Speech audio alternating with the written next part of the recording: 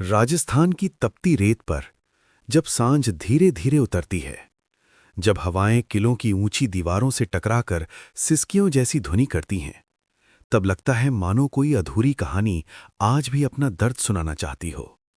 वो कहानी है उमादे भटियानी की, जिसे इतिहास और लोक कथाएं रूठी रानी के नाम से जानती हैं। और ये कथा जुड़ी है मारवाड़ के पराक्रमी शासक राव मालदेव राठौर से। कहते हैं जैसलमेर की राजकुमारी उमादे केवल रूपवती ही नहीं थीं, वे स्वाभिमान की प्रतिमा थीं। बचपन से उन्हें सिखाया गया था राजपुतानी का असली आभूषण उसका मान होता है। जब उनका विवाह राव मालदेव से हुआ तब चारों ओर उत्सव था। नगाड़े गूंज रहे थे, दीपों की पंक्तियां महल को स्वर्ग जैसा बना रही थीं, और एक नई रानी सपनों से भरे हृदय के साथ अपने नए जीवन की दहलीज पर खड़ी थी। उनके साथ आई थी उनकी सखी भारमली। वो दासी नहीं थी, वो विश्वास थी, राजकुमारी के हर सुख दुख की साक्षी। फिर आई वो रात जिसका हर नवविवाहिता को जीवन भर इंतजार रहता है। रानी 16 श्रृंगार में सजी थी, मेहंदी से रचे हाथ, आंखों में झिलमिलाते सपने और हृदय में धड़कता नया विश्वास। हर आहट पर उनकी सांसें थम जातीं, हर कदम की ध्वनि पर दिल तेज धड़कने लगता। पर उसी रात नियति ने एक ऐसा मोड़ लिया जिसने इतिहास की दिशा बदल दी। लोक कथाओं के अनुसार राव मालदेव उस समय नशे में थे।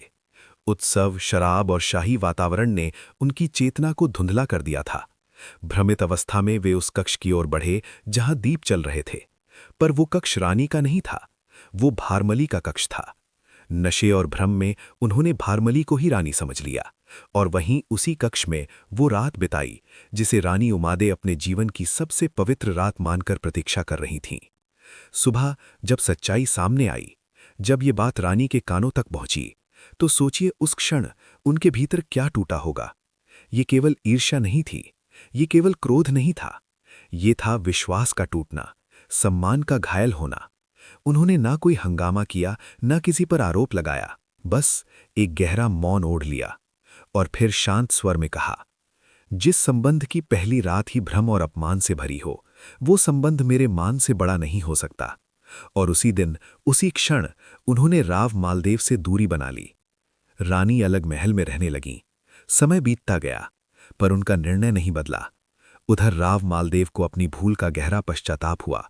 उन्होंने संदेश भेजे, दूध भेजे, विनती करवाई। आखिरकार दरबारी कवि भेजा गया।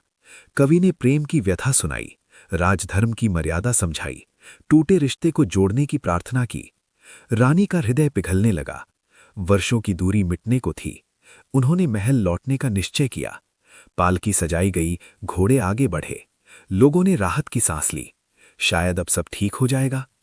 पर तभी मार्ग में कवि केसरी सिंह बारहट ने एक दोहा सुनाया, मान रखे तो पीव रखे तजमान, दो गयंद न बंधिस्सी, एक एक खंभे ठान।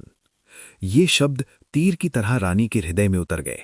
उन्होंने पालकी रुकवाई, आंखें बंद कीं, गहरी सांस ली और बहुत धीमे स्वर में कहा, वापस चलो। उस दिन उन्होंने प्रेम नहीं, अपने स्वाभिमान को चुना। वर्षों बाद जब राव मालदेव का देहांत हुआ, तब रानी की आंखों में आंसू आए। शायद वो अधूरा प्रेम था, शायद वो मौन पीड़ा, या शायद वो जीवन भर का अकेलापन। उन्होंने उस समय प्रचलित परंपरा के अनुसार सती होने का निर्णय लिया। आज हम उस परंपरा को अलग दृष्टि से देखते हैं, पर उस युग में उसे निष्ठा और त्याग का प्रतीक माना जाता था। इतिहास में बहुत सी रानियां हुईं, बहुत सी कथाएं कही गईं, पर उमादे भटियानी जैसी रानी कम हुईं, जिन्होंने जीवन भर अपने मान को सर्वोपरि रखा।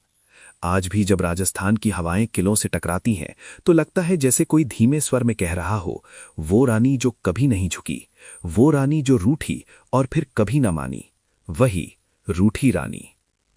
और अंत में, मेरी हर कहानी ऐतिहासिक तथ्यों और आरपीएससी से संबंधित अध्ययन सामग्री पर आधारित होती है। मैं प्रयास करता हूं कि जो भी कथा सुनाऊं वो इतिहास और परंपराओं के आधार पर ही हो। यदि आपको ऐसी ऐतिहासिक और भावनात्मक कहानियां पसंद हैं, तो हमारे चैनल को सब्सक्राइब जरूर करें, वीडियो को लाइक करें और अपने विचार कमेंट में लिखें, क्योंकि इतिहास केवल पढ़ा नहीं जाता, उसे महसूस किया जाता है।